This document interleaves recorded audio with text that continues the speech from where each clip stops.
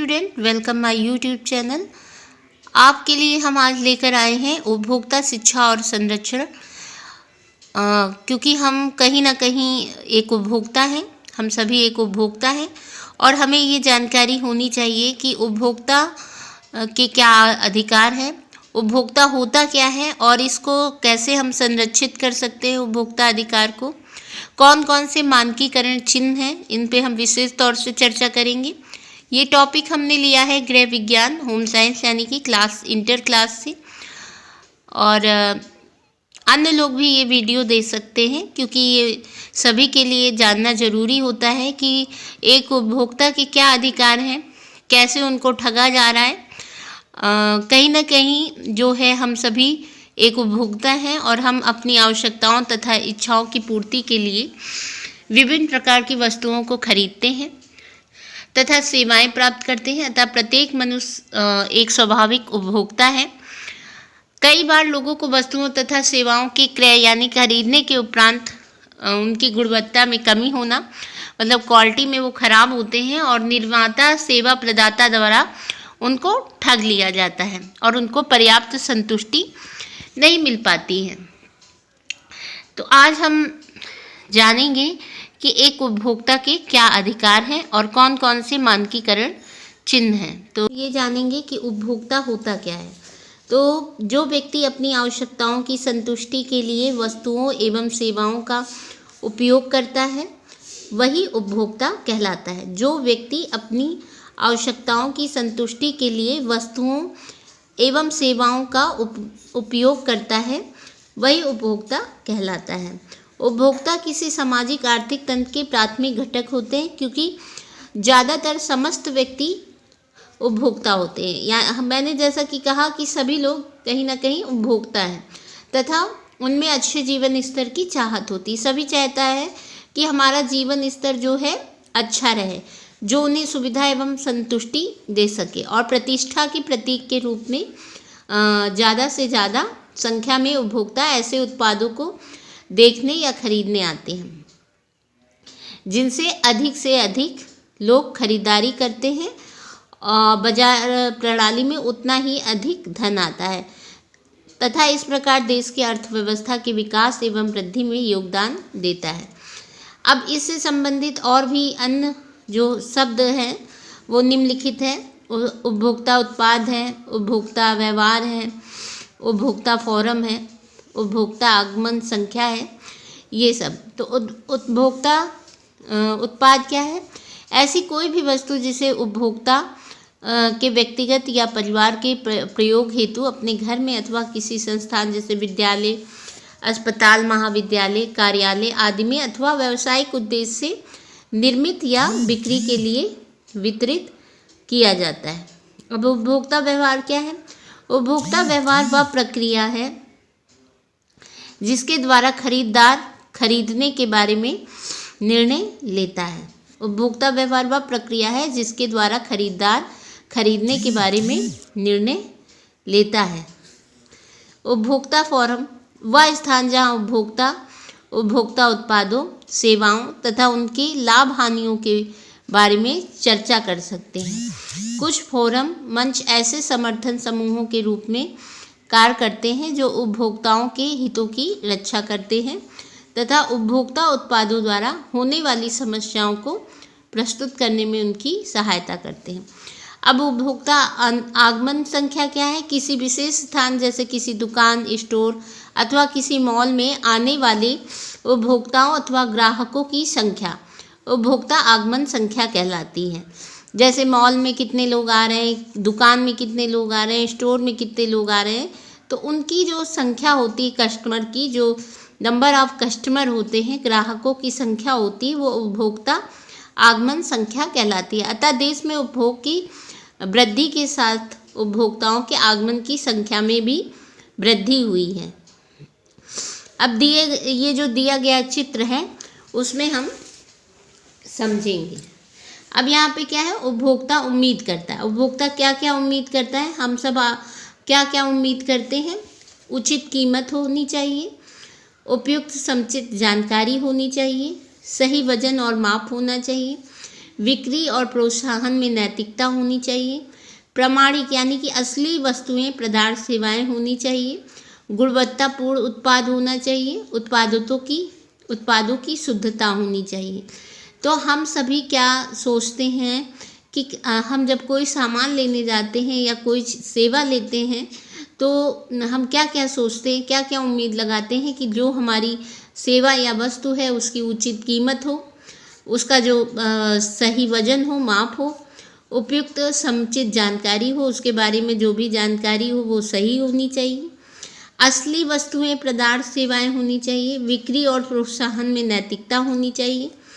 गुणवत्ता यानी कि क्वालिटी वाला होना चाहिए सामान, और उत्पादों की शुद्धता होनी चाहिए।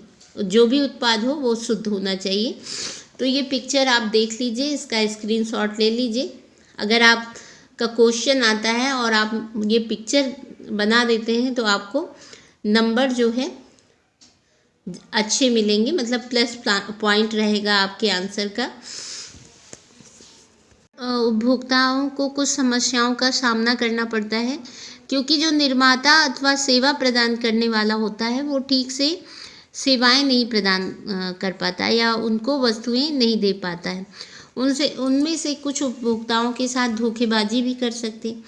अनेक उपभोक्ता निम्न या खुदरा व्यापारियों से खराब उत्पादों को बेचने, अधिक कीमतों, मिलावटखोरी, गलत तौल एवं वजन के लिए कोई कार्रवाई नहीं कर सकते हैं क्योंकि वे विभिन्न संरक्षण उपायों की जानकारी से अनभिज्ञ होते हैं। व्यक्ति को इन समस्याओं के बारे में जानकारी रखना महत्वपूर्ण होता है जिससे वह यह सुनिश्चित कर सके कि उसके साथ कोई धोखाधड़ी या ठगी नहीं की गई है। ये सर्वमान्य है कि उपभोक्ता जागरूकता एवं संरक्षण का स्तर देश के विकास एवं प्रगति का सूचक होता है। उपभोक्ता द्वारा झेली जाने वाली कुछ प्रमुख समस्याएं निम्नलिखित हैं। यहाँ पे बात कही जा रही है कि उपभोक्ताओं के सामने कुछ समस्याएं होती हैं। जो निर्माता या सेवा प्रदान करने वाले लोग होते हैं वो उपभोक्ताओं के साथ धोखेबाजी भी कर सकते हैं, उनको गलत उत्पाद बेच सकते हैं, अधिक कीमत लगा सकते हैं या उत्पादों में मिलावटखोरी कर देते हैं, गलत तौल देते हैं, वजन गलत कर देते हैं, जिससे क्या होता है उपभोक्ता इसके शिकार होते हैं, उनके साथ धोखेबाजी होती है। या जो उत्पाद होते हैं वो कम गुणवत्ता वाले होते हैं और जब घर जाके उपभोक्ता देखते हैं तो जो उन्होंने कीमत दी होती है उससे उनको कम गुणवत्ता वाला सामान प्राप्त होता है और जिससे उपभोक्ताओं को संतुष्टि नहीं होती है।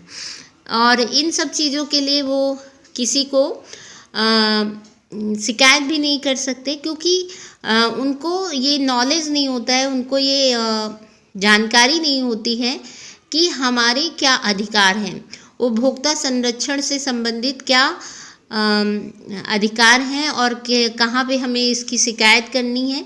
ये सारी चीज़ों से वो अनभिज्ञ होते हैं, मतलब उनको ये जानकारी नहीं होती है और वो कैसे सुनिश्चित करें कि उनके साथ कोई धोखाधड़ी या ठगी नहीं की गई है। अब मान लीजिए हमको कैसे पता चलेगा कि हमारे साथ धोखा हुआ है कि नहीं हुआ है। ये सारी चीज़ों का उनके पास अभाव होता है, जानकारी नहीं रहती है। तो आज हम यहाँ जानेंगे कि क्या क्या ऐसी समस्याएं हैं जो उपभोक्ताओं द्वारा उठाई जाती है या झेली जाती है, उनके सामने कौन कौन सी समस्याएं आती हैं। तो इसके बारे में हम आगे जानते हैं। आता है कम स्तर की खराब गुणवत्ता वाली वस्तुएं। तो हाँ, जो उपभोक्ता होते हैं, कई निर्माता होते हैं जैसे बड़े बहुराष्ट्रीय निगम आदि एक ही उत्पाद बना सकते हैं तथा कुछ उत्पादों का अन्य देशों से आयात भी किया जाता है। आयात मतलब दूसरे देशों से हम मंगाते हैं। इनमें प्रयोग जो सामग्री होती है उत्पाद की गुणवत्ता भिन्न हो सकती है जिससे खराब गुणवत्ता वाले उत्पाद की पहचान करना कठिन हो जाता है। सबसे पहली समस्या क्या आती है? कम स्तर की खराब गुणवत्ता वाली वस्तुएं। हम मार्केट में देखते हैं कि पैसे कीमत हमसे ज़्यादा ली जाती है लेकिन जो सामान की या उत्पाद की जो गुणवत्ता है, जो क्वालिटी है, वो बहुत ही खराब होती है, कम स्तर की होती है। तो कई निर्माता जो होते हैं जैसे वो क्या करते हैं, बहुत ज़्यादा उत्पाद नहीं बना सकते हैं और अन्य देशों से भी आयात करते हैं। तो जो इतनी बड़ी सामग्री होती है, इतने ज़्यादा उत्पाद बनाने के लिए जो सामग्री की आवश्यकता होती है, तो उसमें क्वालिटी जो होती है, जो गुणवत्ता होती है, अलग अलग हो जाती है, यानी कि भिन्न भिन्न हो सकती है, जिससे खराब गुणवत्ता वाले उत्पाद की पहचान करना कठिन हो जाता होते हैं। तो उनको उत्पादों के गुणवत्ता मानकों की जानकारी भी नहीं होती है। दूसरी समस्या क्या होती है, मिलावट। तो वर्तमान में उत्पादों में मिलावट आम बात हो गई है, या मिलावट जानबूझकर अथवा अनजाने में भी हो जाती। कभी कभी क्या होता है, कुछ उत्पाद ऐसे होते हैं गलती से उसमें कोई चीज़ गिर जाती है या मिल जाती है, तो उत्पाद जो है मिलावटी हो जाता है। और कभी कभी क्या होता है, जो निर्माता होते हैं वो जानबूझकर उसमें अलग से कुछ अतिरिक्त पदार्थ मिला देते हैं, कुछ पदार्थ डाल देते हैं या कुछ मिश्रित कर देते हैं उसमें, जो उसके ही जैसा दिखता है। इसके फलस्वरूप उसके संयोजन, प्रकृति अथवा गुणवत्ता में परिवर्तन आ जाता है, वो बदल जाते हैं। मिलावटीखोरी एक गंभीर समस्या है। मिलावट से उपभोक्ताओं को न केवल आर्थिक दृष्टि से हानि सहन करनी पड़ती है, बल्कि स्वास्थ्य भी खोना पड़ता है। जैसे क्या होता है, लाल जो मिर्ची का पाउडर होता है उसमें वो लोग लकड़ी का बुरादा कलर करके मिला देते हैं, और ये आपकी जो काली मिर्च होती है तो उसमें पपीते के बीजे मिला देते हैं। इस तरह से बहुत सारी चीज़ें वो उत्पादों में मिला देते हैं। जैसे हल्दी होती है तो उसमें भी लकड़ी का बुरादा जो है, हल्दी है, धनिया पाउडर है, तो उसमें लकड़ी का बुरादा मिला देते हैं। इस तरह से मिलावटखोरी होती है। और आपका जैसे चावल है, गेहूं है, इसमें कंकड़ मिला देना, दाल में कंकड़ मिला देना, तो मिलावट कर देते, तेल में मिलावट कर देते हैं। इस तरह से मिलावटखोरी भी बहुत ज़्यादा होती है और जिससे उपभोक्ता ठगे जाते हैं, उनके साथ धोखा होता है। फिर अगला है अधिक कीमतें। बाजार में वस्तु का वास्तविक मूल्य क्या है, इस बात का पता उपभोक्ता को नहीं चल पाता है। अब जो उपभोक्ता होता है उसको मालूम नहीं होता है कि बाजार में उसका जो वस्तु है उसका वास्तविक मतलब रियल मूल्य क्या है, और इस बात की जानकारी ना होने के कारण वो ठगा जाता है। उसको जो है उत्पाद की अधिक कीमत देनी पड़ती है। या ध्यान देने योग्य बातें हैं कि वस्तुओं की कीमतें सरकारी नीति, उपलब्धता, गुणवत्ता, वितरण प्रणाली, बाजार की स्थिति, वितरण की विधि, संवर्धन की लागतों, खरीद की विधि और सुविधा हेतु उपभोक्ता की इच्छा द्वारा प्रभावित होती है। इसके बावजूद कुछ उपभोक्ता कीमत को उत्पाद की गुणवत्ता से जोड़ते हैं। कुछ लोग सोचते हैं कि ज़्यादा कीमत का सामान है तो वो ज़्यादा अच्छा होगा, उसकी क्वालिटी अच्छी होगी, पर ऐसा बिल्कुल भी नहीं होता है। कभी कभी क्या होता है, लोग आपसे ज़्यादा कीमत ले लेते हैं, आप सोचते हैं ज़्यादा कीमत है तो सामान भी अच्छा होगा, लेकिन आपके साथ धोखा हो जाता है। लेकिन ऐसा देखिए, लेकिन यहाँ पे लिखा हुआ हमेशा ऐसा ही नहीं होता। समान गुणवत्ता वाली वस्तुओं की कीमतें उत्पादन की कम या अधिक लागतों, अतिरिक्त खर्चों, विज्ञापन आदि पर किए गए व्यय के कारण भिन्न हो सकती हैं। कुछ आपूर्तिकर्ता उपभोक्ता की अज्ञानता तथा उत्पाद संबंधी कम जानकारी को भांपकर उनसे मनमानी कीमत वसूलते हैं। अब जैसे आप भी लेने जाते होगे तो पहले अगर आप जाते हो दुकान पे तो वो दुकानदार बहुत ज़्यादा कीमत बता देता है, भाई 1000 रुपये। फिर धीरे धीरे क्या होता है, कुछ लोग जैसे औरतें होती हैं वो कम करा लेती दाम, 1000 की चीज़ वो 500 में भी लेके आ जाती हैं, सोचती हैं अरे हमने तो बहुत सस्ता करा लिया, लेकिन वो कहीं ना कहीं 500 का भी नहीं होता है।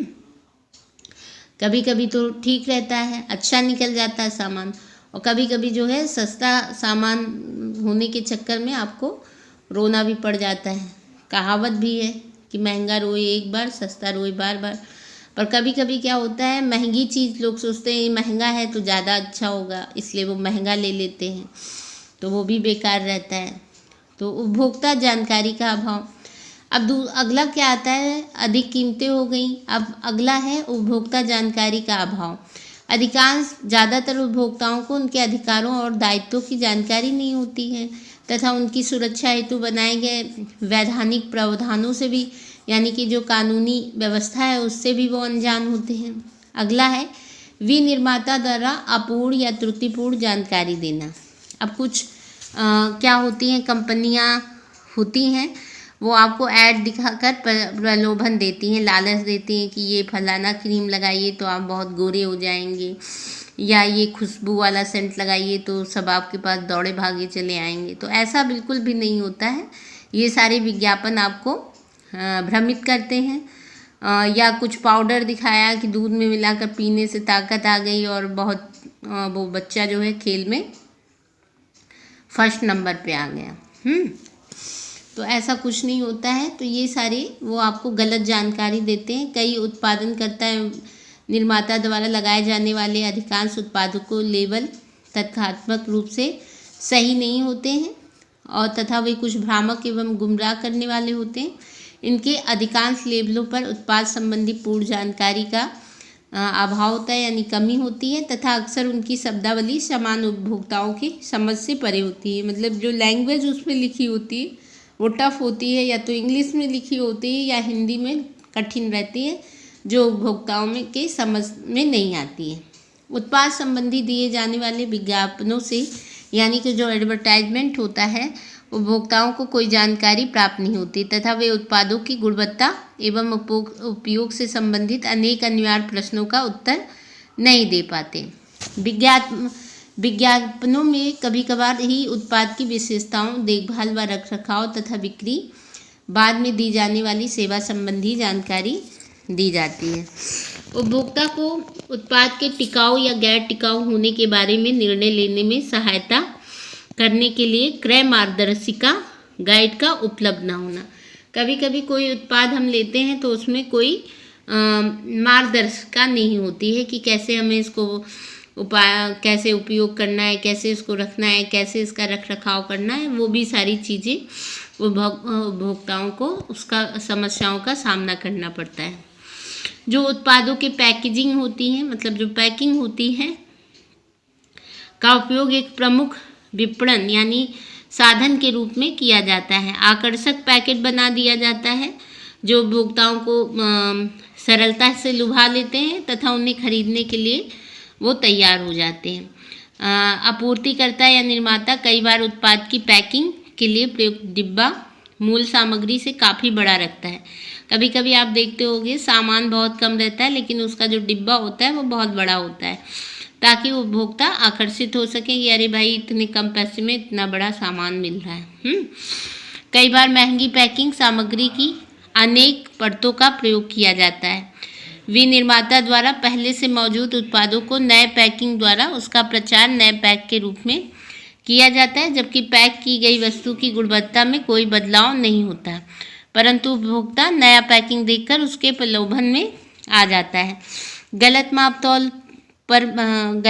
तौल और माप और अप्रामाणिक नकली जाली उत्पाद, उपभोक्ताओं को लुभाने के लिए बिक्री संवर्धन योजनाएं, ये सारी चीज़ें रहती। गलत माप तौल यानी खुदरा व्यापारियों द्वारा सही बाट और तराजू का प्रयोग नहीं किए जाने के कारण उपभोक्ताओं को चुकाए गए मूल्य की तुलना में कम मात्रा में सामग्री प्राप्त होती। दुकानदारों द्वारा प्रयुक्त माप अक्सर भ्रामक होते हैं तथा उपभोक्ता के धन का शोषण होता है। बिना मोहर तथा सत्यापन मोहर वाले बाट एवं तराजू प्रामाणिक नहीं माने जाते हैं।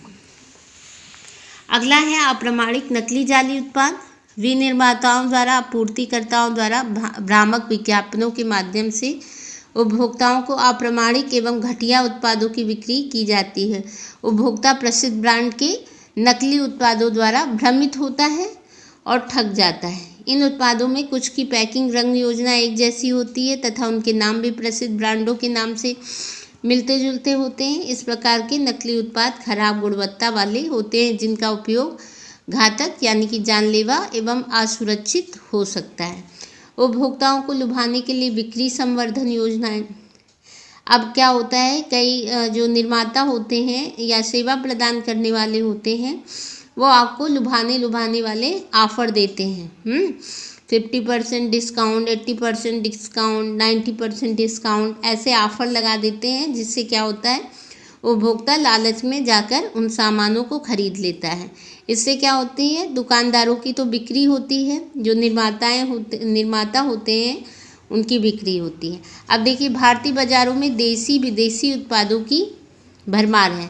ऐसे में राष्ट्रीय एवं बहुराष्ट्रीय कंपनियां बाजार पर पकड़ बनाए रखने के लिए एक दूसरे से प्रतिस्पर्धा करती हैं, यानी कि कंपटीशन करती हैं।